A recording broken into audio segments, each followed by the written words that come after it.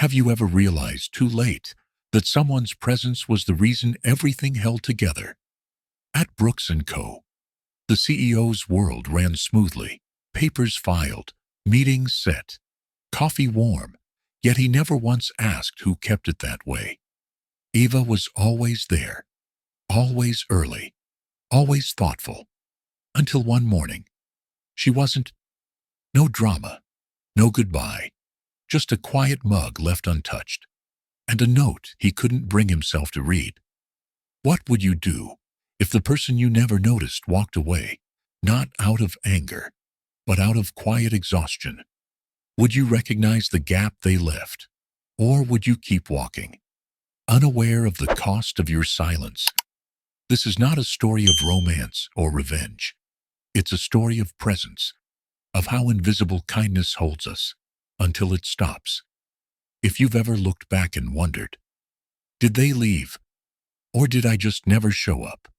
Then maybe this story is meant for you. Take a breath and stay a little longer. The mug sat in its usual place, right side of the desk. Handle turned left, just as she always left it. Morning light spilled through the floor-to-ceiling windows, touching the edges of the oak shelves that lined the office walls. The hum of the city hadn't reached full volume yet. In this small pocket of time, before everyone else arrived, Eva Greene moved with purpose, quiet and practiced. She adjusted the blinds slightly, just enough to soften the glare that Calvin disliked. She checked the thermostat, set it to 70 degrees, and placed the day's briefings beside the keyboard, aligned perfectly to the monitor's edge. She glanced at the clock.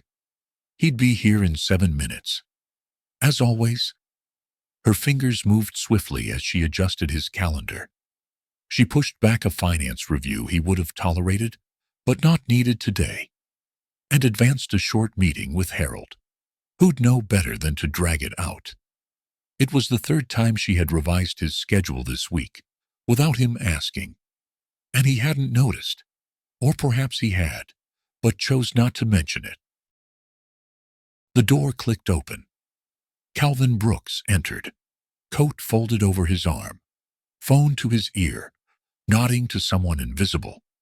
His tie was slightly askew, his hair neat, but still carrying the stubbornness of sleep. He gave a quick nod in Eva's direction. "Morning," he muttered, passing by her desk without stopping. Eva offered a soft smile and a quiet, "Good morning, Calvin." He went into his office, the glass door swinging shut behind him. Eva waited exactly 30 seconds before standing and bringing in his chamomile tea. Honey stirred in. One ice cube to cool it just enough. She placed it next to the mug. He didn't look up, but murmured, "Thanks." His voice was rough around the edges. She noticed the darkness under his eyes. He hadn't slept well again. Back at her desk, she opened her notebook, not digital, but the kind with thick ivory pages and a cloth-bound spine. A navy blue fountain pen glided silently across the page as she began writing the day's notes, her own shorthand only she could decipher. The office slowly filled with movement. Distant keyboards tapped. Shoes clicked against marble tile. Classical music floated in from the hallway, some soft cello piece she couldn't name, but always welcomed. "Wow," came a voice to her left. "You must really love playing secretary." Eva looked up. Sophie Halden, her bright lipstick barely dry, leaned over the partition with a coffee in one hand and a phone in the other. She gave Eva a pointed glance, then a smile that didn't quite reach her eyes. Eva simply smiled back, serene. "Most of us are trying to climb," Sophie added with a shrug. "But hey, to each her own." Harold Grant, from down the hall, caught the last part of the exchange, and as he passed, he didn't say anything, just offered Eva a look, the kind that carried understanding without sympathy. By lunchtime, Eva had crossed off 7 items from her list. She sat alone at the small kitchen table, in the corner of the office suite, tea steeping beside her. The scent of chamomile curled up toward her as she flipped open her notebook again, this time sketching a list for the upcoming gala names, seating, dietary notes. She paused halfway down, her pen hovering above a blank line. Harold walked by, newspaper tucked under one arm, half a sandwich in the other. He glanced over, then pulled a chair and sat. "They don't see it yet," he said, without preamble. "But they will. Maybe when it's too late." Eva didn't look up. "That's not the point," she replied softly. He nodded, chewing thoughtfully. "Still, people like you hold things together." She smiled faintly, not agreeing, but not disagreeing either. Evening came, slow and golden, casting long shadows across the oak floors. The office emptied one by one, lights dimming, doors clicking. Eva stood by the window, watching as Calvin left his coat back on, hands in his pockets, head down. She whispered, "I won't always be here." The absence of noise can speak louder than words ever could. The office had a hum to it, a subtle rhythm of motion and murmurs. But today, something felt off. The hallway lights still flickered gently over the framed black and white photographs. The scent of brewing coffee still curled into the corners of the reception area. And yet, the space Calvin entered that morning felt unanchored. He stepped into his office, nodding absently to Sophie, who flashed a practiced smile. His eyes scanned the desk. No tea, no daily brief on the left side, no reorganized schedule, just a blinking cursor on a dark screen and the faint buzz of overhead lights. He reached for a folder that should have been resting atop the other's quarterly vendor proposals. It wasn't there. Instead, a pile of unrelated files greeted him, shuffled and incomplete. He opened a drawer, then another. Nothing. His jaw tightened. "Sophie," he called, not loud, but firm. She appeared a few seconds later, heels clacking slightly too fast. "Yes. Where's the proposal folder? It should have been never mind.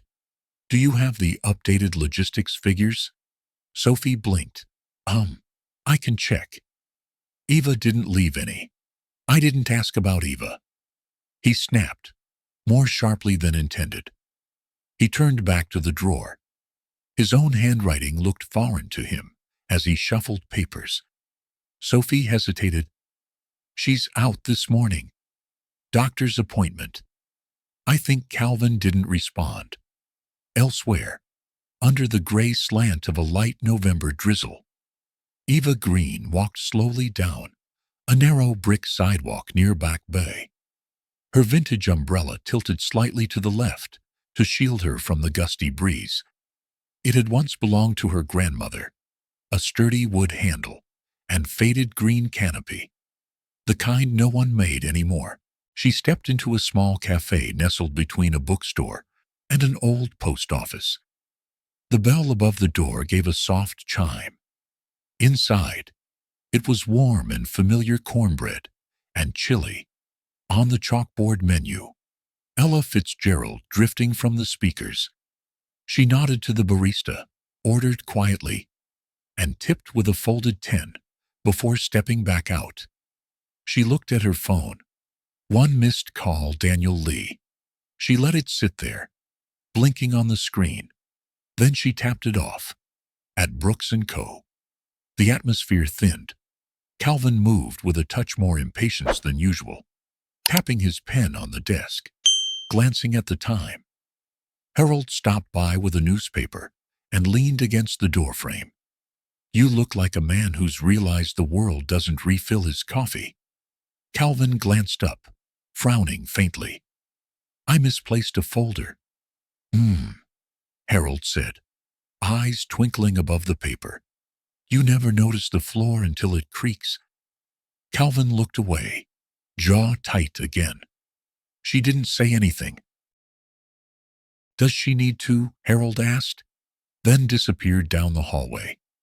Just before noon, the elevator dinged, and Eva stepped out, droplets of rain clinging to her coat sleeve. Her hair was a little damp at the ends. She moved directly to her desk, removed her coat, then set a brown paper bag beside Sophie's keyboard. What's this? Sophie asked, blinking. Lunch, Eva replied gently. You looked chilled yesterday. Cornbread and chili. Sophie blinked again.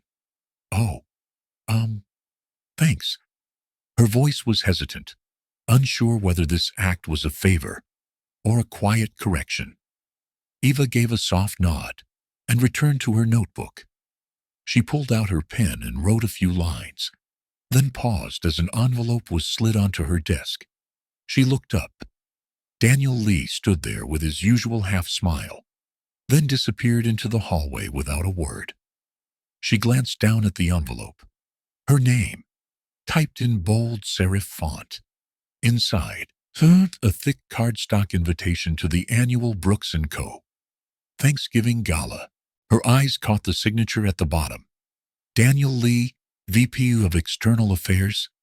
She read it once more, then again. No mention of Calvin, no personal note, just formality, warm regards, business tone, printed lines. Eva sighed and folded the invitation in half.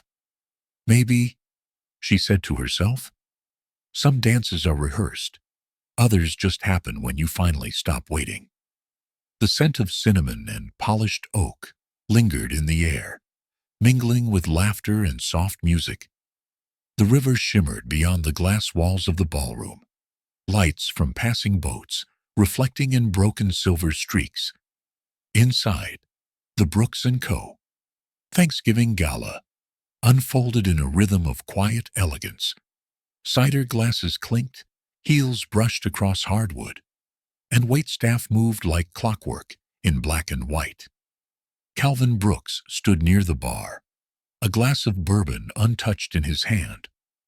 His tuxedo was tailored, sharp, but his stance leaned slightly off-center, as if he didn't quite belong to the party he was hosting. He surveyed the room with a detached expression, nodding occasionally, answering when needed, but mostly he watched. The dance floor was slowly filling.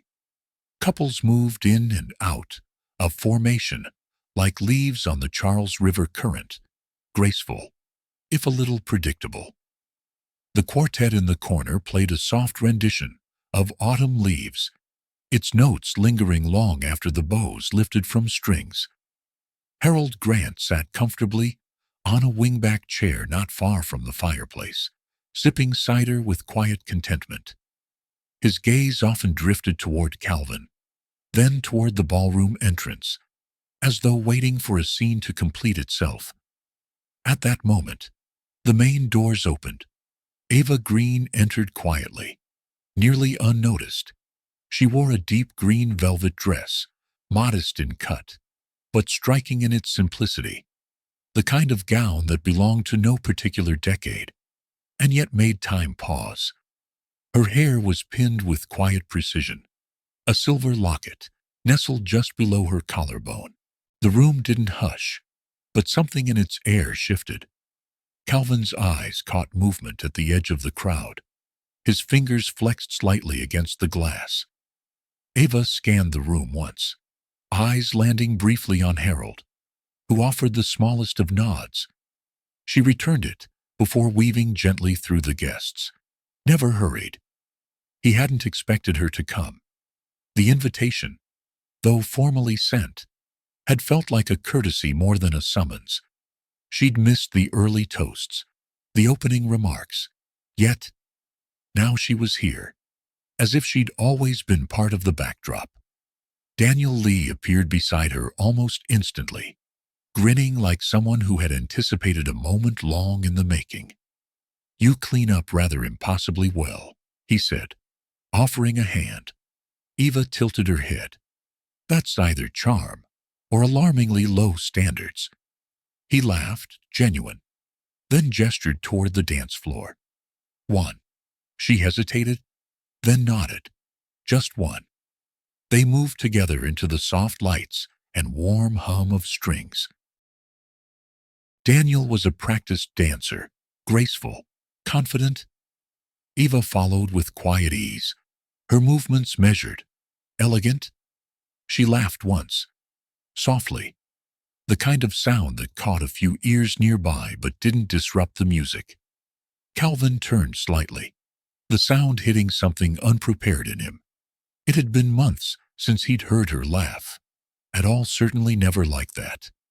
Not around him. Not in that way. He reached absently toward a table where someone had placed a stack of old-fashioned dance cards, cream-colored, with gold print and space for partners' names. He took one, turned it over. Blank lines stared up at him. His pen hovered, but no ink met the paper. He slipped the card back onto the table. Daniel and Eva returned to the edges of the crowd, a faint flush on his face, something unreadable in hers. She excused herself gently, moving past a waiter with trays of cider and bourbon, past the crowd of managers discussing Q4 projections, as if stock reports made good party talk. She walked slowly, as if still lingering in the melody. As she passed by Calvin, he shifted his stance just slightly, no longer leaning. He set his glass down, untouched. "Eva," he said. It wasn't loud, just her name, but it cut through the music like a bell rung at dusk. She paused, then turned toward him. Her expression was calm, composed, almost amused. She smiled faintly. "Happy Thanksgiving, Mr. Brooks. What you hide to protect others often becomes what separates you from them." The frost had come early this year. It painted a thin, crystalline sheen across the windows of Brooks & Co., catching the morning sun like lace. The office moved at half speed. The week of Thanksgiving brought shorter hours, lighter tasks, and an undercurrent of departure. People spoke softer, carried pie boxes under their arms, glanced more often at clocks. Eva Greene sat at her desk, carefully folding a stack of year-end documents. Her pearl earrings, soft and familiar, brushed lightly against her neck as she bent forward. Across from her, Sophie hummed to herself while arranging an impressive collection of Thanksgiving desserts, gifted by vendors pecan, pumpkin, even a rogue sweet potato pie. From his office, Calvin's voice carried faintly through the open door. Calm, composed, always a little distant. Eva glanced at the time, then rose to deliver a set of financial summaries he had requested. Inside, he stood by the window, one hand resting on the sill, eyes trained on the street below, where leaves swirled in low November wind. He didn't turn. As she entered, "I've consolidated the vendor projections," she said quietly, placing the folder on his desk. "Thank you," he replied, his voice flat, distracted. She turned to leave, then hesitated. A second folder, marked with the deep green seal of the Boston Trust Foundation, sat among the other papers misplaced. Perhaps something about it tugged at her memory. She reached for it automatically. This one, should it be filed separately? Calvin finally looked at her. For a beat too long. "No," he said, but too late. She had already opened it. Her eyes moved down the page. A tuition payment ledger, dated 3 years back. The recipient's name was unmistakable: Noah Greene. She blinked. This is for my brother." "I know," Calvin said, his tone unreadable. She stared at the page. He got a scholarship. From Boston Trust. He thought it was anonymous. Calvin didn't speak. Eva's breath came a little shorter. She stepped back, closed the folder gently. I never asked for this. I know, he said again, softer this time. The silence between them felt like glass, stretched to the point of cracking. Eva nodded once, curtly, and turned without another word. Outside the office, she didn't return to her desk right away. She slipped on her coat and walked 2 blocks to the cafe she frequented only when she needed to breathe. The place was small, with fogged-up windows and the smell of burnt sugar and spiced tea hanging in the air. She sat by the window, cradling a mug of chamomile, staring out at the steady procession of bundled-up pedestrians.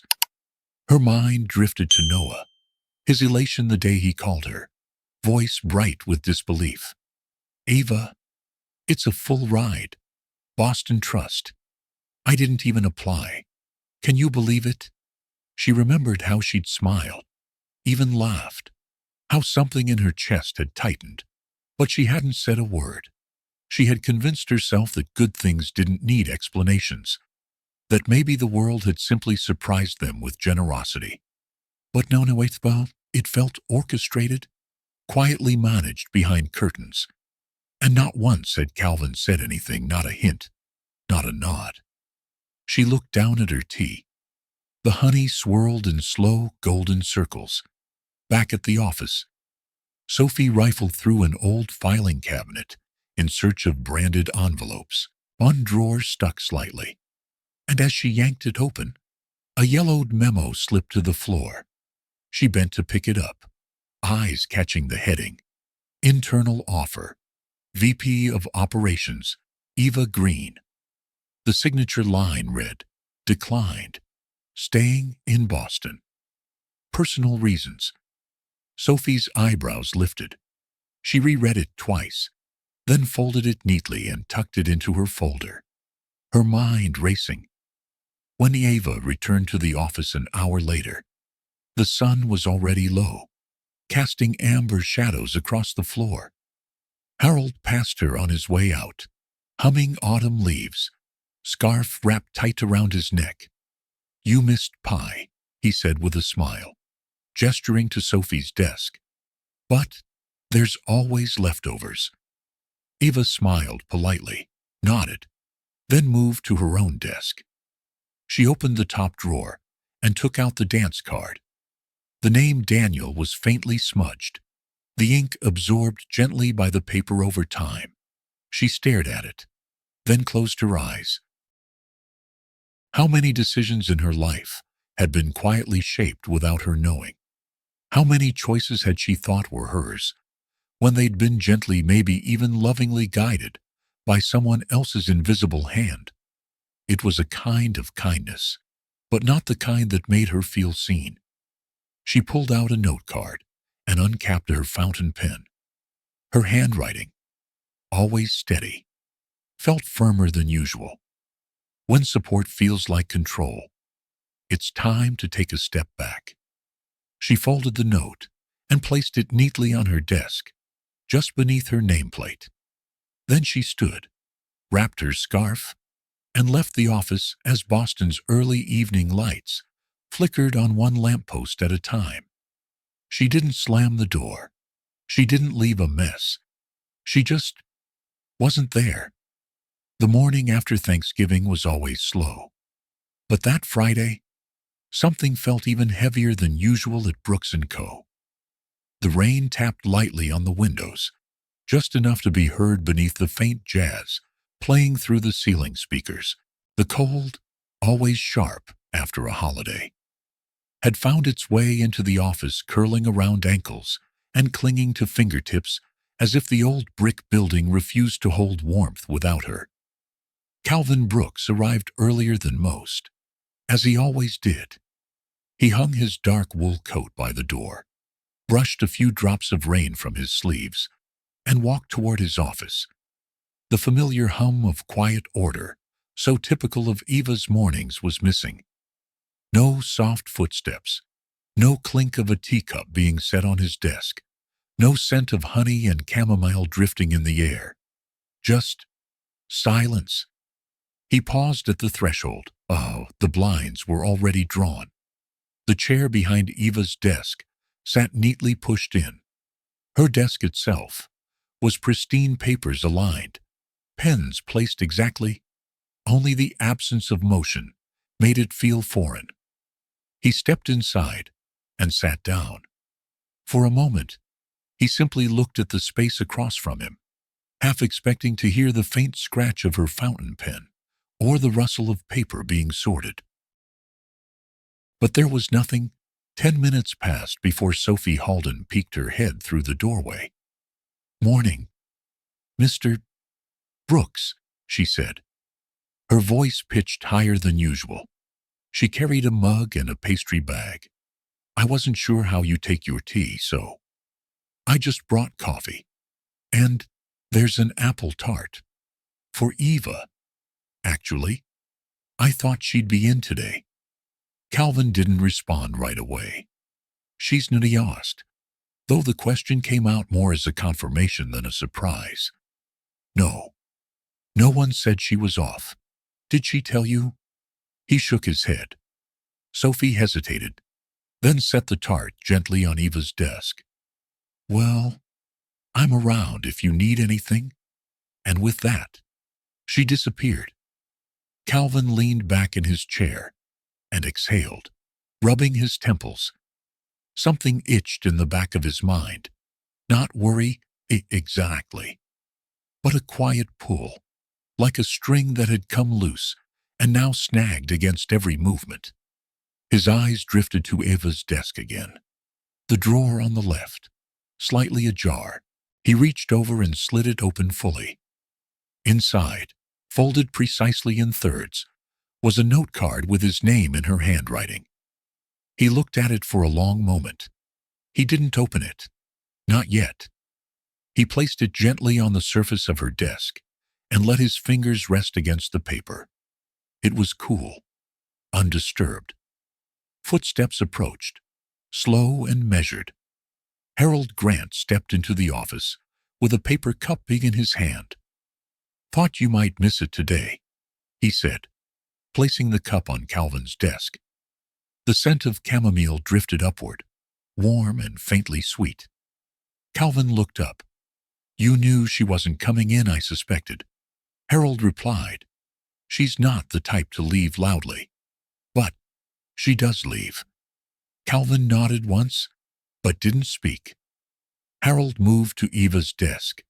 The small potted plant, something leafy and persistent, had been placed away from the window the day before. He picked it up, adjusted the blinds slightly, and placed it where the morning light would reach. "She liked the way the sun hit it here," Harold said, almost to himself. Then he turned and walked out. The hours that followed blurred. Meetings half-heartedly attended. Emails left unread. Sophie tried to straighten some files, but only made more of a mess. She mumbled about color codes and signature forms, about how Eva's organization system made no sense, but really made too much sense for her to follow. At one point, Calvin wandered into the break room. The jazz continued playing, but the holiday decorations, small garlands along the door frames, and paper turkeys taped to filing cabinets suddenly looked like remnants of someone else's celebration. Back in his office, he sat in silence. No one had turned Eva's calendar. It still displayed November, the square around Thanksgiving, outlined in soft pencil. A small note beside it read, "Order extra cider for Harold." He looked again at the note. This time, he picked it up. It was heavier than he expected, maybe not in weight, but in what it carried. He unfolded it slowly, the paper creasing along the same lines her fingers had made. Inside, her handwriting was deliberate, each word measured. When support feels like control, it's time to take a step back. He read it once, then again. Then he leaned back in his chair and stared at the ceiling. The jazz barely audible, above the beat of rain against glass. The cafe still smelled of cinnamon, and old books, but the table by the window sat empty. Outside, Charles Street carried the soft chaos of early December scarves tugged up against cheeks, mittens fumbling with takeaway cups, and breath turning silver in the morning air. Inside the cafe, warmth curled like a ribbon from the espresso machine, wrapping itself around the regulars who knew this place by heart. The air was filled with the subtle thrum of soft jazz and the quiet shuffle of old newspapers being turned, page by page. Calvin Brooks stepped inside, the bell above the door giving a single chime that seemed louder than usual. He wasn't a regular here, not really, but he knew the cafe. He knew the chair by the window, always occupied on Fridays by someone who had learned how to listen to the city without ever speaking to it. He walked to the counter almost without thinking. The barista wasn't there. Instead, Frances stood with her back turned, pouring coffee into a ceramic mug shaped like a faded red barn. She turned when she heard his steps.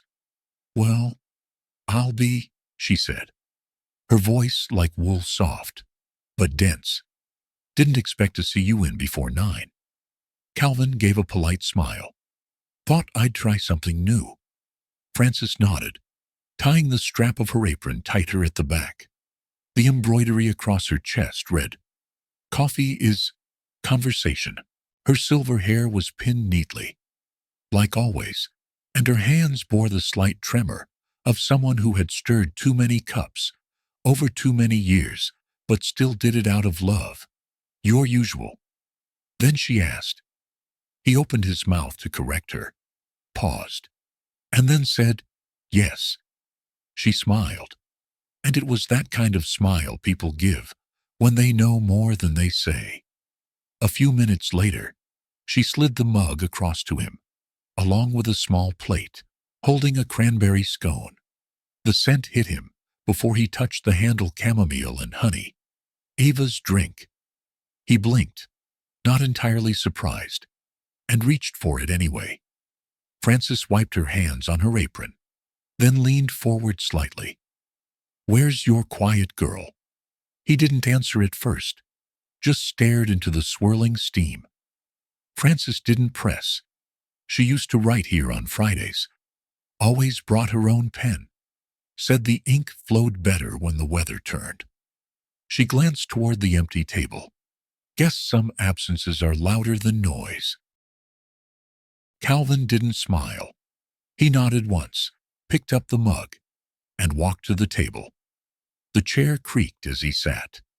From here, the city passed in watery reflections through the glass, the condensation painting soft halos around moving shapes. He drank slowly.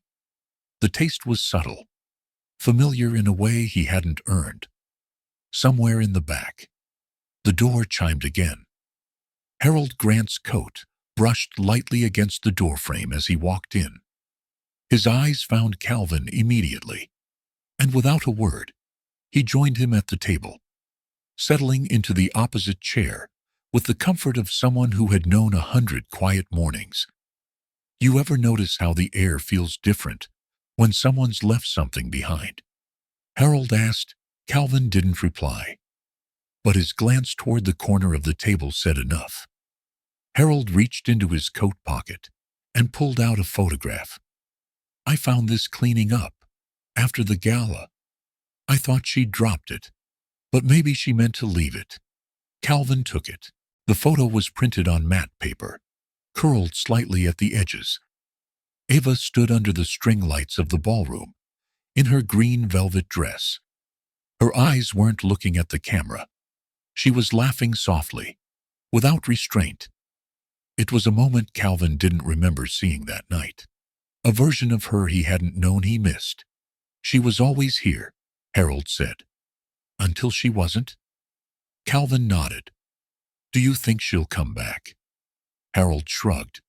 "Depends on what she thinks was noticed, and what was ignored." After Harold left, the cafe emptied slowly. A mother and daughter packed up coloring books. A man with a cane tucked a newspaper under his arm. And still, Calvin sat there, Eva's mug in hand. He reached to adjust the bench cushion, and his fingers brushed against something wedged beneath. A notebook. Worn leather cover. He pulled it free, dust clinging to its edges. No name on the front. He opened it. The first line, written in that unmistakable ink of her fountain pen, read things I don't say, but feel every day. Ink fades, but some words were never meant to be erased. The snow had come quietly overnight, blanketing the narrow streets of Beacon Hill in a soft hush. Outside, the world was wrapped in white stillness, cars parked like forgotten toys, trees brushed in sugar-dusted frost. The kind of silence that made people speak in whispers, even indoors, inside Calvin's brownstone. The fireplace crackled with hesitant confidence. He hadn't lit it since last Christmas, and the kindling had taken its time to catch. Flames licked at the dried birch logs, casting long shadows along the paneled walls. The air smelled faintly of cedar, old pages, and the peppermint candle Eva used to leave on his desk this time of year. He stood at the entryway, his coat still on, shoulders stiff as if from weather he hadn't truly felt. On the table near the door sat a sealed box marked Xmas, living room. It had been there for days, untouched. A small wreath leaned awkwardly against it. He had meant to hang it, had even bought the new hook, but the moment kept slipping past. He reached into the inner pocket of his coat, fingertips grazing leather. Eva's notebook. It had stayed with him for 3 days, moved from coat to nightstand, back to coat again, not because he forgot, but because he remembered too much. He walked to the living room, placed the notebook gently on the side table, and shrugged off his coat. The old armchair by the fire creaked as he sat. His wife's reading chair. The cushion hadn't lost its shape, as if still remembering her weight. A Billie Holiday vinyl spun softly in the corner. I'll Be Seeing You. He'd found the record 2 winters ago, in a bin labeled Classics No One Plays Anymore. Eva had laughed when she saw it, and said, "That's where the good stuff hides." He turned the notebook in his hands. The cover was weathered, corners softened from years of handling. No title, no embellishment, just her. He opened to the first page. Her handwriting flowed in a careful, thoughtful slant. Things I don't say, but feel every day. He exhaled, the sound half sigh, half something heavier. He turned the page. He never asked why I stayed. He blinked, his eyes scanning the line twice, as if it might change. Then again. Not once. Not even after I declined the promotion. Or when I canceled my Vermont trip. Not even after Daniel called and I never called back. The next entry began mid-thought. No date. Eva had written the way she spoke when she chose to. Some days, I pretend the desk is mine, that the tea is for me, that the things I hold in place won't shatter if I let go. I wonder if anyone would notice. He paused, fingers resting along the margin. Another page. Calvin reminds me of the lake near our Vermont cabin still. Deep and never truly warm. My brother said the lake is dangerous because it looks peaceful. That's what being invisible in someone's life feels like. Further down, kindness without visibility begins to feel like servitude. He flinched, not at her words, but at their clarity, their calm truth. She hadn't written in anger. There was no venom here, only observation, and a steady ache. He flipped through pages. Some were full. Others held just a single sentence. Today I organized 6 meetings and canceled 5. No one noticed. Daniel sent flowers. I donated them to the lobby. I didn't speak for 5 hours today. It felt like freedom. The fire popped. He shifted in the chair, notebook balanced on his knees. He could hear the wind picking up against the windows. Somewhere in the distance, a car struggled to start. On a page near the middle, he found something different, a memory. Winter in Vermont was quiet. Mama used to leave muffins on the windowsill for the squirrels. I used to think kindness was loud. But maybe the real kind is the one you don't tell anyone about. The line was underlined twice. Another I could have worked anywhere. But I stayed. For a while. That felt like loyalty. Now, I'm not so sure. He stopped reading, closed the book, stared into the fire. Minutes passed. He reached for a mug and realized it was hers. From the office, the chipped ceramic one she never let the intern wash.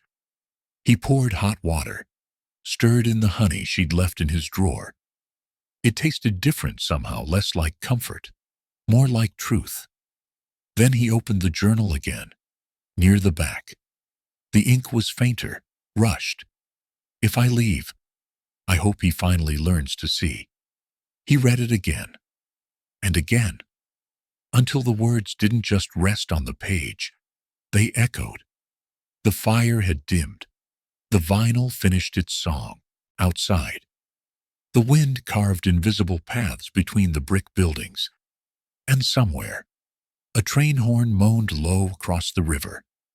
Calvin stood.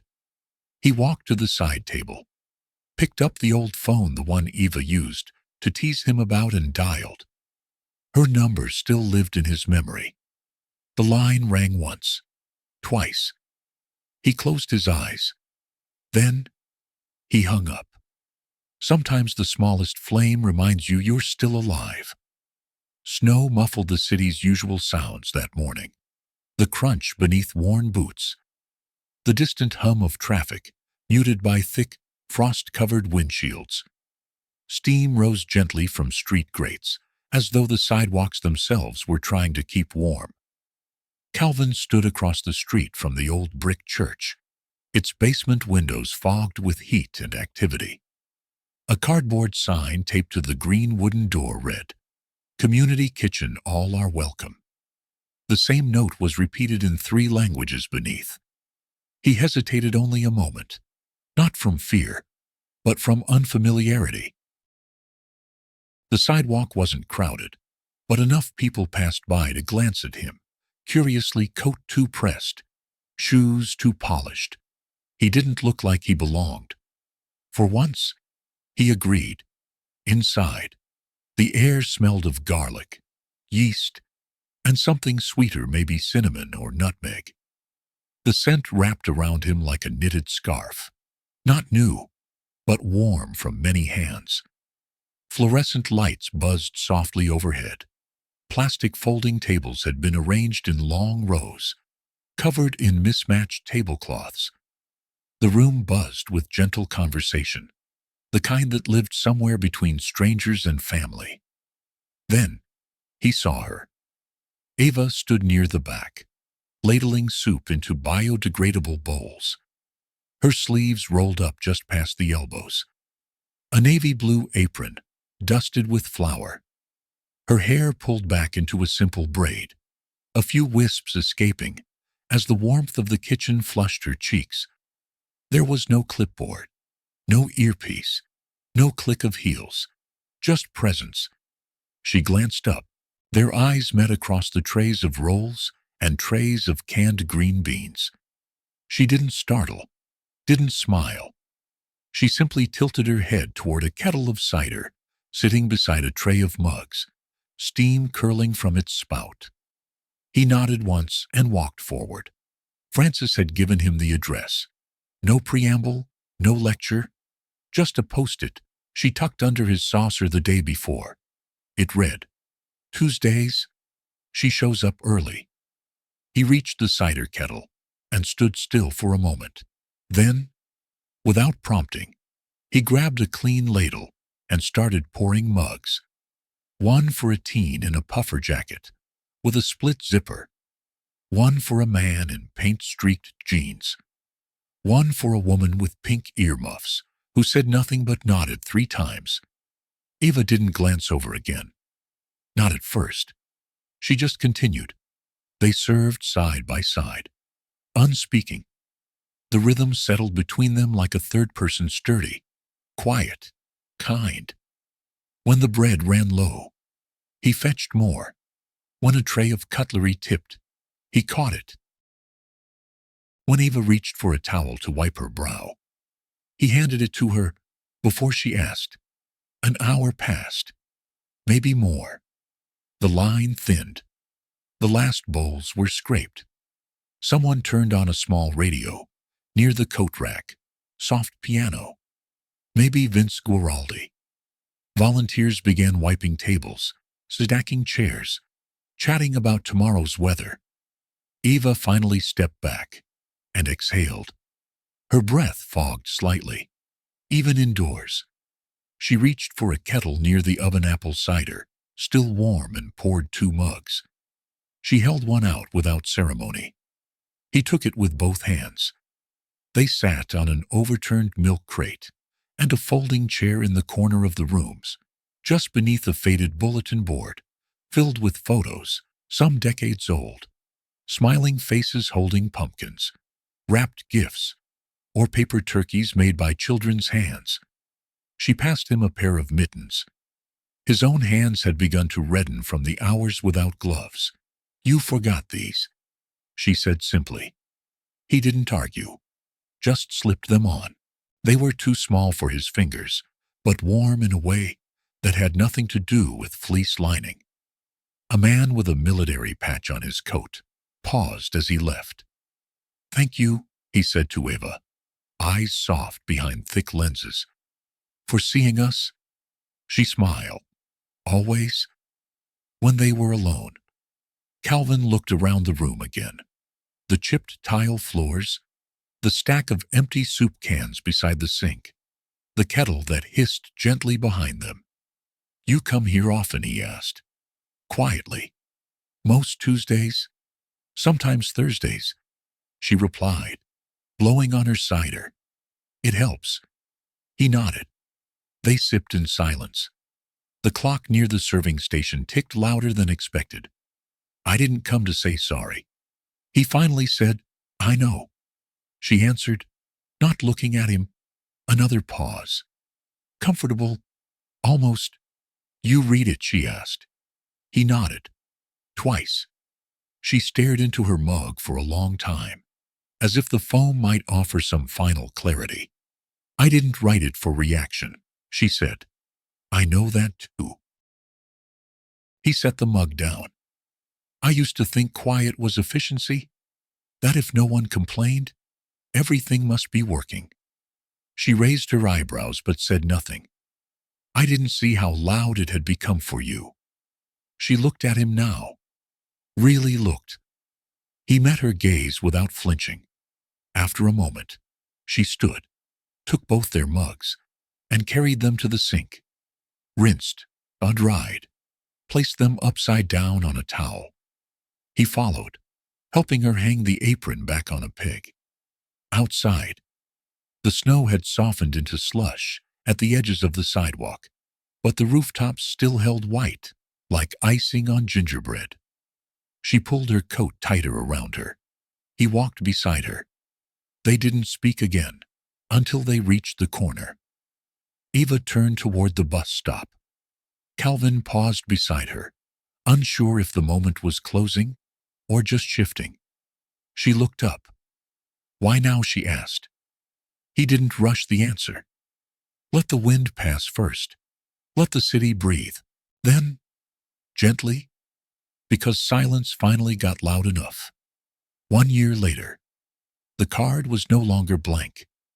The ballroom hadn't changed much. The same golden sconces lined the cream-colored walls. The chandeliers still cast warm shadows that danced gently across the polished floor. But something about the lighting seemed softer this year, less formal. more like memory than ceremony. Calvin stood near the far end of the room, his back to the buffet, holding a glass of cider he hadn't touched. His coat was older than last year's, wool with softened lapels and a slightly faded lining. Eva had once complimented it. "Makes you look less like a headline." She'd teased. He'd kept it. The music floated across the space. The jazz band was the same as the year before. But tonight, their tempo swayed gently, almost like a lullaby. Couples moved in slow rhythm. No one rushed. It was Thanksgiving. After all, a night for grace. Calvin adjusted the small white card in his inner pocket. A single name, written carefully. The ink had barely dried. He had waited to fill it in. All year. He had waited. The air shifted near the entrance. She arrived quietly, as always. Eva stepped inside and handed her coat to the same young man who had taken it the year before. Her dress was navy this time, simple lines with a small silver clasp near the waist.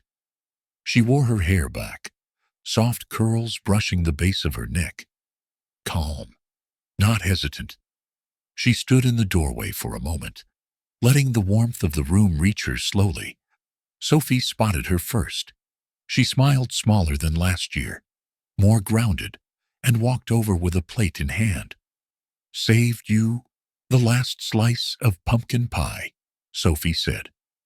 Eva took it with a nod, eyes scanning the room. She didn't ask who was here or where to sit. She didn't have to. Near the side wall, Calvin raised his hand, just slightly. They walked toward each other like the room wasn't filled with laughter and clinking glasses, like it wasn't a gala, like this meeting was just a quiet Tuesday afternoon. He held out the card. "Only one spot filled," he said. She looked at it.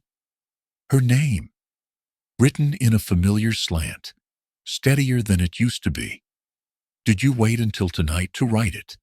"I waited until I was sure you might be here. And if I hadn't come, I would have carried it anyway." She reached out, her fingers brushing his as she took the card. They moved to the floor. No announcement, no spotlight. The music shifted light brushes over a snare drum, a saxophone weaving around a piano. It wasn't a dramatic entrance. It was a memory unfolding in real time. They danced slowly, not close, but comfortably. Two people who had once worked in the same rhythm, then lost it. Now finding a new one. He didn't talk much. Neither did she. The silence between them was different than before. It didn't strain. It simply existed, with room to breathe. As they moved, Harold passed by, arm in arm with his wife. He offered Calvin a subtle nod. She smiled at Eva with quiet recognition. No words needed. Eva looked around. "Sam Band." She noted softly. "Yes, but they sound warmer this year. Maybe it's just us who changed." Calvin allowed a faint smile. "Maybe." She reached into her small clutch and pressed a folded napkin into his palm. He didn't open it, just placed it gently into his pocket. They danced until the song began to fade. The lights dimmed just slightly. Conversations around them swelled again, as other couples reclaimed the floor. Eva leaned in, voice close to his ear. "Next year, maybe 2 dances." Calvin smiled. "If I'm lucky, some things don't return. They wait." The light came early that morning. Not bright, but kind. It washed gently across the rows of desks, catching on the polished wood, like it had been waiting all night, just to remind someone that the world still moved forward quietly, steadily. Eva unlocked the door, like she had hundreds of times before. The lock turned with a familiar click. She stepped inside, coat still buttoned, breath still chilled from the walk. But her steps were slower, more deliberate. She didn't rush to her desk. Instead, she stood for a moment at the threshold, taking in the quiet room.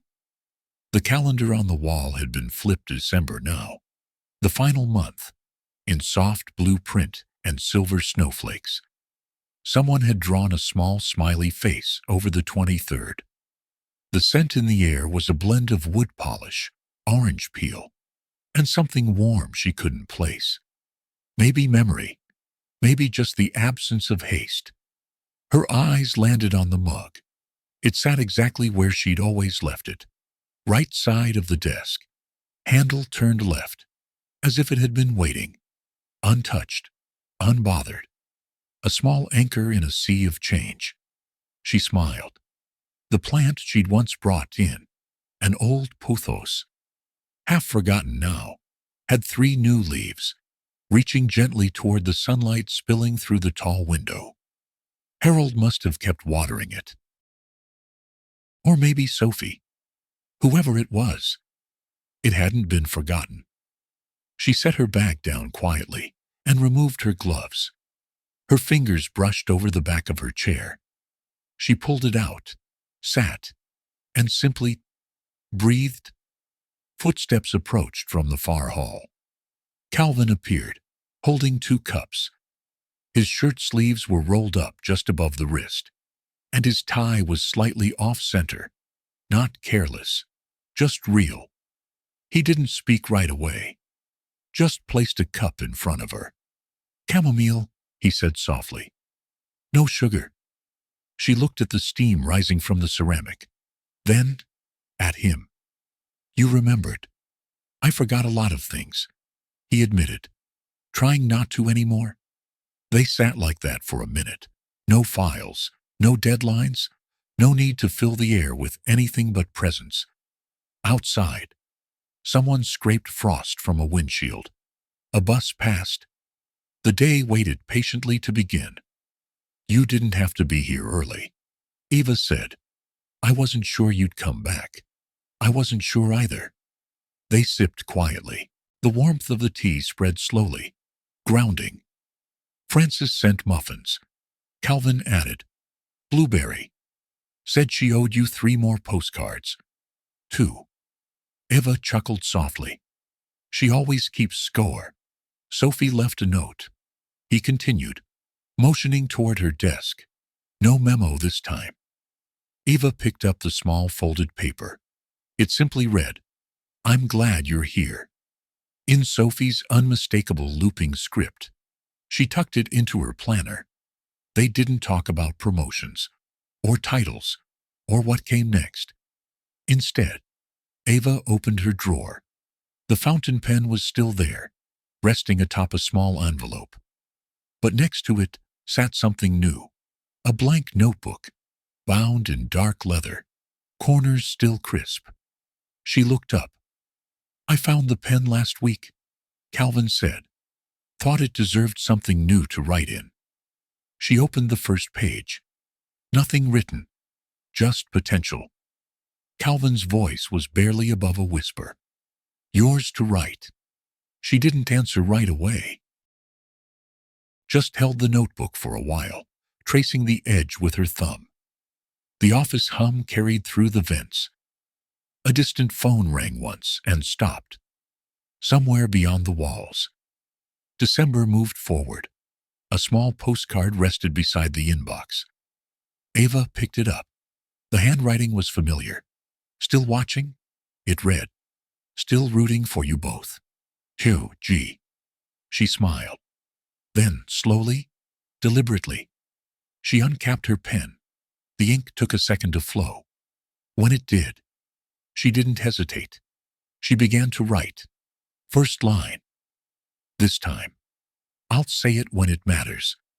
The office was quiet that morning, but something had changed, like a space once empty had remembered how to breathe. Nothing dramatic had happened. No grand return or applause. Just a shared cup of tea, a worn mug, and a few words finally spoken. Sometimes, it takes losing what blends too seamlessly into your life to realize how much it anchored you. And perhaps kindness isn't always loud or seen. It often waits patiently, tucked in routines, gestures, and the silence we share. Like the warmth of a lamp left on by the window, unspoken care still lights the way home. If this story has stirred something quiet in you, maybe today is the day to notice who's been there all along and tell them, while it still matters. Thank you for spending this quiet moment with us. If this story touched your heart, even just a little, please consider liking, sharing, or subscribing to the channel. It's a simple way to help more souls find comfort, just like you did today. Your presence here means more than you know.